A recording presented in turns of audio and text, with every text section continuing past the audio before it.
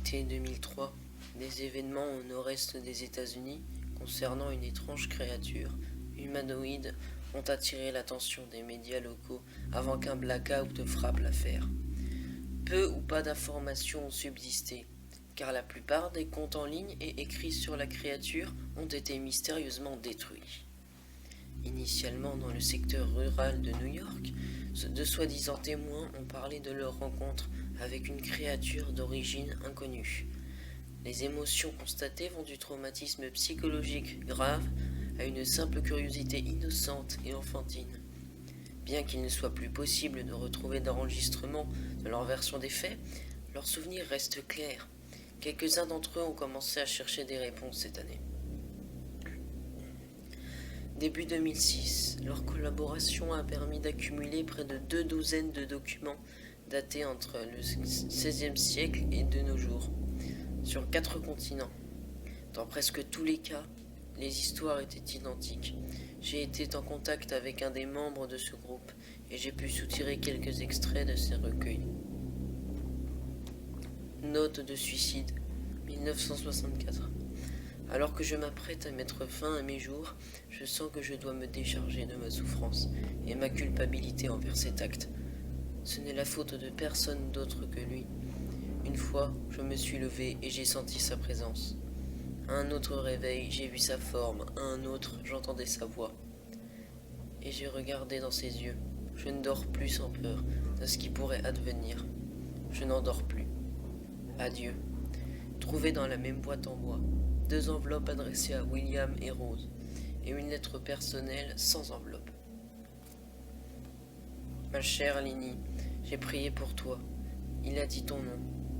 Un article de journal, traduit de l'espagnol, 1880. J'ai fait face à la chose la plus terrifiante du monde. J'ai connu la plus terrifiante des expériences. Je vois ses yeux quand je ferme les miens. Ils sont phosphorescents, noirs. Il me voit et me transperce. Sa main mouillée, je ne dormirai plus. Sa voix, texte suivant illisible. Journal d'un marin, 1991. Il est venu à moi dans mon sommeil. Au pied du lit, j'ai senti une étrange sensation. Il m'a tout pris. Nous devons repartir en Angleterre. Nous ne devrions pas retourner ici à la demande du Reich. Un témoin, 2006. Il y a 3 ans, je revenais d'un voyage aux chutes du Niagara avec ma famille pour le 4 juillet. Nous étions tous très fatigués après une longue journée de conduite. Alors moi et mon mari avions mis les enfants directement au lit et nous de même.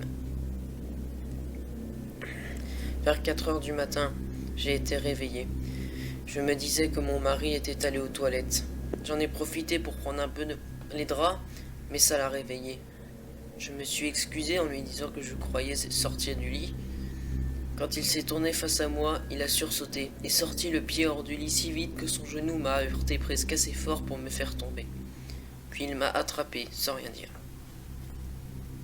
Après m'être habitué au noir de la chambre, j'ai pu voir ce qui a causé cette étrange réaction. Au pied du lit, assis et regardant au loin, se trouvait à ce qui ressemblait à un homme nu, une sorte d'énorme chien sans poils. Sa position corporelle était dérangeante, pas naturelle, comme si une voiture l'avait heurté ou quelque chose du genre. Étrangement, je n'ai pas eu instantanément peur de ça, mais je me suis plutôt senti inquiète à cause de son état, au point que j'étais persuadé que nous devions l'aider. Mon mari se tenait recroquevillé le plus possible, en position fétale, me regardant de temps en temps avant de fixer la créature. En un clin d'œil, la créature a fondu sur un côté du lit et a rampé rapidement le long du lit jusqu'à être à quelques centimètres de mon mari. La créature est restée silencieuse pendant 30 secondes, ou peut-être seulement 5, mais ça a paru long.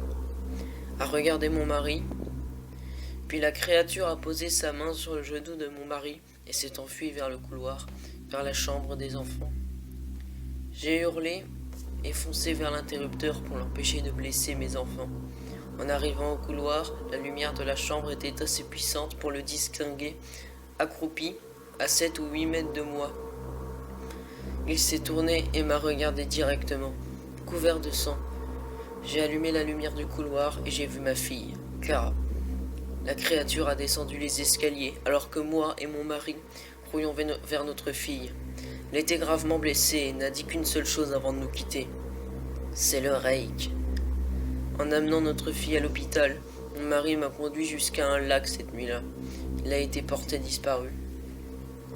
Comme nous vivions dans un petit village, les nouvelles se sont vite répandues.